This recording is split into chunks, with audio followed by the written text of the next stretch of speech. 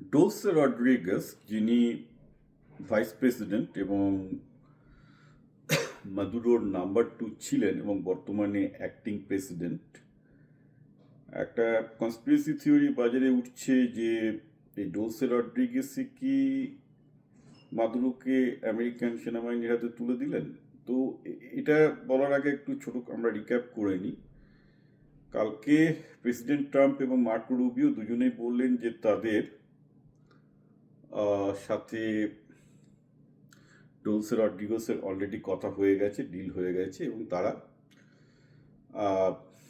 আমেরিকার কথা শুনে বাধ্য মহিলার মতো চলবে। এটাই মোটামুটি কালকে ট্রাম্পের বক্তব্য ছিল। তো আজকে সকালবেলাতে ডোলসে রড্রিগেজ, আজকে সকালবেলায় কালকে রাত্রিবেলাতেই তিনি সেগুলো ডিনাই করেছিলেন এবং বললেন যে না, নিকোলা মাদুরোসি আমাদের প্রেসিডেন্ট, আমি হচ্ছি ওই ভরত আর কি, মানে পাদুকা জুয়ের নিয়ে আমি প্রেসিডেন্ট হচ্ছি, তিনি নেতা এবং আমেরিকার এটা খুব কুৎসিত একটা আক্রমণ করে আমেরিকাকে বিদেশগার করবে। আজকে আবার দেখলাম একটু আগে, জাস্ট কয়েক ঘন্টা আগে, ট্রাম্প আবার তাকে গালাগাল দিয়েছেন, বলে শোনো, তোমার সাথে একটা ডিল হয়েছিল এবং তুমি যদি সেই ডিল অনুযায়ী কাজ না করো, তোমার কপালে মাদুরোর থেকেও বেশি দুঃখ আছে। তো ব্যাপারটা হচ্ছে কি, ভেনেজুয়েলার খেলা আবিবি বাকি আছে। ভেনেজুয়েলার খেলা মনে হচ্ছে সবে শুরু হয়েছে, এবার আসল খেলা শুরু হবে। তো এখন যেটা দাঁড়াচ্ছে যে ডোলসে কি সত্যি আমেরিকার সাথে কনস্পায়ার করেছিলেন। একটা তো সত্যি যে আমেরিকা নিজেও স্বীকার করছে যে মাদুরোর একদম ক্লোজ সার্কেলে তাদের সিআইএর প্রচুর স্পাই ছিল এবং মাদুরোর গতিবিধি সমস্ত কিছু ডিটেলস তাদের কাছে ছিল। সুতরাং মাদুরোর খুব হাই র্যাঙ্কিং কোনো অফিসিয়াল তার সাথে বিট্রে না করলে এতটা খবর লিক হতে পারে না। এখন ডোলসে যেহেতু নাম্বার 2 ছিলেন, তার কাছে সব কিছু অ্যাক্সেস ছিল। তিনি একবারে পেট্রোলিয়াম মিনিস্টার, ফাইন্যান্স মিনিস্টার, আরও বোধহয় কী কী মিনিস্টার ছিলেন, মানে he was the most trusted person of Nicolas Maduro, he was trusted. তো আর একটা যে এইটা আরও শক্ত হওয়ার একটা কারণ হচ্ছে যে এই কনস্পিরেসি থিওরিটা, যে মাদুরো তো চাইছিলেন আমেরিকার সাথে মিটমাট হয়ে যায়, কারণ মাদুরো বুঝে গেছিলেন যে আমেরিকা ধরে পেরে ফেলবে তাকে। তাই জন্য মাদুরো কিন্তু গ্রেপ্তার হওয়ার 24 ঘন্টা আগে বলছেন আমেরিকাকে, ভাই তোরা যা পারবি নিয়ে নে, আমি দিয়ে দেবো, তোরা আমাকে আর ডিস্টার্ব করিস না, যেভাবে পারবি তেল তোল, সব তেল আমি দিয়ে দেবো, আমাকে ছেড়ে দে। বোঝা কথা। এক ঘন্টা, জাস্ট 24 ঘন্টা আগে মাদুরো কিন্তু একদম আমেরিকার কাছে আত্মসমর্পণের জন্য মেসেজ পাঠিয়েছিল। সেই মেসেজ সবাই গোটা বিশ্বে শুনেছে এবং ওটা কোনো ফেক ভিডিও নয়, কারণ তার পাশে একজন ছিলেন যিনি মাদুরোর সব চেনাশোনা লোকই ছিল। তো প্রশ্ন হচ্ছে এটাও আমেরিকা অস্বীকার করেনি যে মাদুরো লাস্ট মানে যবে থেকে আমেরিকা ব্লকেট করেছে 2 মাস ধরেই নেগোসিয়েশনের চেষ্টা করছিলেন এবং সেই নেগোসিয়েশনে মাদুরোর পক্ষে ছিলেন কিন্তু এই রড্রিগেজ।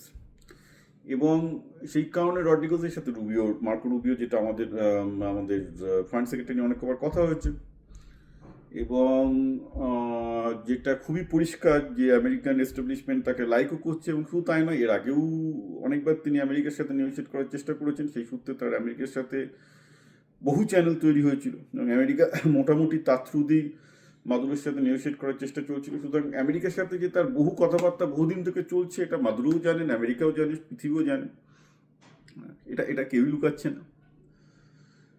সুতরাং কোশ্চেন হচ্ছে যে তিনি কি খেলাটা তাহলে খেলতে চাইছেন। আমার কাছে এটা একটা পুরো খুব ক্লাসিক পাওয়ার গেম মনে হচ্ছে।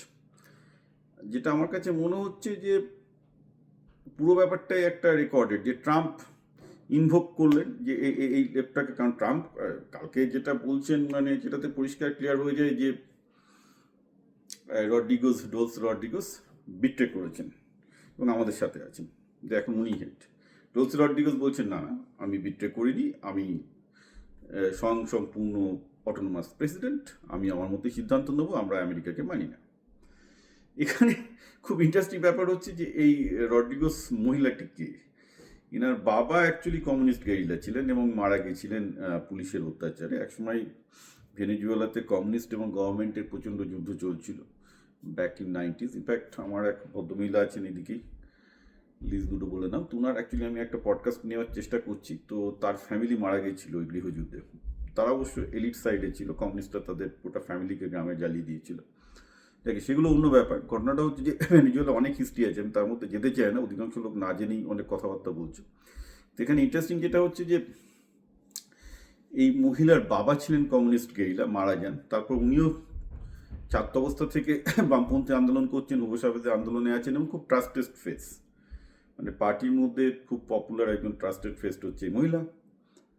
এবার ইনি বিট্রে করতে পারেন, তার পার্টির লোকও বিশ্বাস করবে না, তার জন্য এরপর ব্লাইন্ড ফেথ মাদুরো রেখেছিলেন। এবং তিনি তো নিজে বলছেন আমি বিট্রে করিনি, আমি মাদুরোর সাথেই এখনও আছি, এখন আমরা মাদুরোকে নিয়ন্ত্রণ করাবো।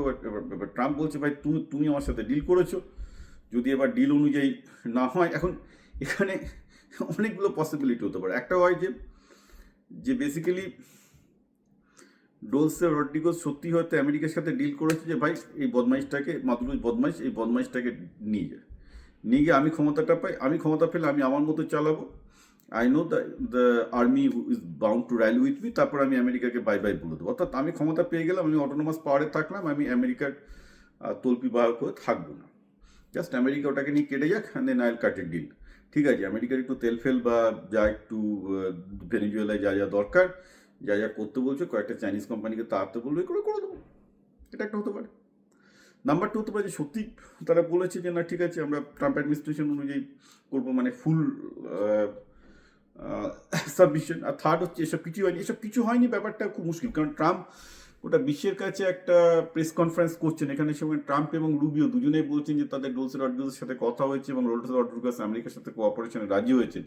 একটা প্রেসিডেন্ট এবং foreign minister of the most powerful country on the earth যেখানে জোর গলায় বলছেন যে ডোলসে রড্রিগেজ আমাদের সাথেই আছেন, সেখানে ডোলসে রড্রিগেজ বলছেন না আমি আমেরিকার লোক নই, ব্যাপারটা একটু গন্ডগোল আছে। এটা আমেরিকার দুজন মানে ট্রাম্পের এবং রুবিওর তো সেক্ষেত্রে তারা মুখ পড়াবেন না ওইভাবে বলে, যদি ডোলসে রড্রিগেজ এই ডিলটা না কট করে থাকেন। আমার মনে হচ্ছে আবার এদিকেও দেখার যে ডোলসে রড্রিগেজের হিস্ট্রি কিন্তু খুব হার্ডকোর কমিউনিস্ট, হার্ডকোর লেফটিস্ট, সুতরাং তার বেসও তো নষ্ট হয়ে যাবে যদি সে এইভাবে বিট্রে করে। তো এটা হতে পারে যে ডোলসে রড্রিগেজ খুব একটা কঠিন খেলা খেলছেন, তিনি চাইছেন যে ট্রাম্প তাকে কিস্তি মারুক, যেটা ট্রাম্প আগে মেরেছে, যে তোমাকে আমি দেখে নেবো। তারপর দেখবেন তার সেনাবাহিনী তখন বলবে ভাই যুদ্ধে গিয়ে কী হবে, তুমি তো আমেরিকাকে ভালো হচ্ছে না, একটা ডিল করে না। অর্থাৎ মানে সমস্যাটা হচ্ছে যে ভেনেজুয়েলার সেনাবাহিনী, ভেনেজুয়েলা জনগণ নয়, সেনাবাহিনী এখন ক্ষমতায় আছে এবং সেনাবাহিনীর ডাক থেকে প্রচুর টাকা পায়, মানে এই কার্টেল অফ দ্য সান, যেটার হেড ছিল হচ্ছে এই মাদুরো। এখন এই সেনাবাহিনী যা বলবে, আপাতত সেনাবাহিনীর হাতে ক্ষমতা, তো ন্যাচারালি এখন রড্রিগেজ সেনাবাহিনীকে বলবে তোমরা কি করবে বলে, আমেরিকার সাথে যুদ্ধে যাবে না আমেরিকার সাথে সমঝোতা করে নেবে, আমেরিকা তোমাদের এই ডিল দিচ্ছে। ওবিয়াসলি কি আর যুদ্ধে যেতে যায়, যুদ্ধে চলে গেলে এতদিন যে টাকা পয়সা তো জমিয়েছে রে, এক একটা আমি যা শুনেছি ভেনেজুয়েলায় এক একটা মিলিটারি জেনারেল এইসব ড্রাগের ব্যবসা করে মিলিয়ন্স ডলার্সের মালিক হয়েছে, সেগুলো তো ভোগ করতে হবে, যুদ্ধ করতে গেলে তো মায়ের বুকে চলে যাবে, তার আগে ভোগটা কী করবে। তো যুদ্ধ তো তারাও চাইবে না, যেমন পাকিস্তানের আর্মি কোনোদিন যুদ্ধ চায় না, সবসময় চায় 2 নম্বরই করতে, ভেনেজুয়েলার আর্মিও তাই সবসময় চায় 2 নম্বরই করতে। তো এরা এখন যেটা আমার ধারণা খেলার চেষ্টা করবে সেটা বলবে যে না তুমি একটা আমেরিকার সাথে করে ফেলো, সাটফাট করে আমেরিকাকে বলে দাও আমরা তোমাদের সাথে আছি, যা যা দরকার ওদের দিয়ে দাও। এটা মাদুরো দিতে চেয়েছিল বাই দ্য ওয়ে, চায়না ফায়না তো পছন্দ করছে না, ঠিক আছে তাড়িয়ে দাও, চায়না ফায়না থেকে কী হবে, এ থেকে আমরা আমেরিকার সাথে ডিল করে নিচ্ছি। তো মোস্ট লাইকলি যেটা হতে চলেছে, ভেনেজুয়েলায় গণতন্ত্র নাও ফিরতে পারে, এই ভদ্রমহিলা হয়তো ক্ষমতায় থাকবেন এবং টাইট রোপ, তাকে আর্মিকেও সন্তুষ্ট করে থাকতে হবে, আবার তাকে ইউএসকেও সন্তুষ্ট করে চলতে হবে, আদারওয়াইজ কোনো দিক থেকে সে স্টেবল না। মানে ভদ্রমহিলা খুব ব্যালেন্সিং বিমের উপর হেঁটে যাচ্ছেন, এদিকে ভেনেজুয়েলান আর্মি, অন্যদিকে হচ্ছে ইউএস আর্মি।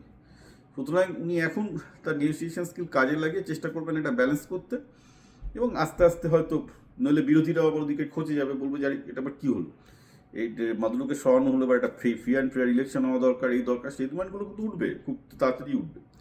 সো ন্যাচারালি আর ফ্রি অ্যান্ড ফেয়ার ইলেকশন গণতন্ত্র হলে কিন্তু আর্মির যাবে, মানে আর্মি যে টাকা পয়সার লোভ পেয়েছে সেটা যাবে। এখন আর্মিকে হয়তো বোঝাতে হবে ভাই তোমাদের সামনে অপশন হচ্ছে যা যা পেয়েছো, প্রচুর টাকা রোজগার করে হচ্ছে, রিটায়ার করে বিদেশে চলে, বেশি কিছু করতে গেলে এদিকে ইউএস আর্মি তোমাদের বাঁচ দেবে, প্লাস তোমাকেও মাদুরের মতো জেলে পুরে দেবে, কিছু একটা হতে চলেছে। যাই হোক না কেন আগামী দিনে খুব ইন্টারেস্টিং ঘটনা ঘটতে চলেছে।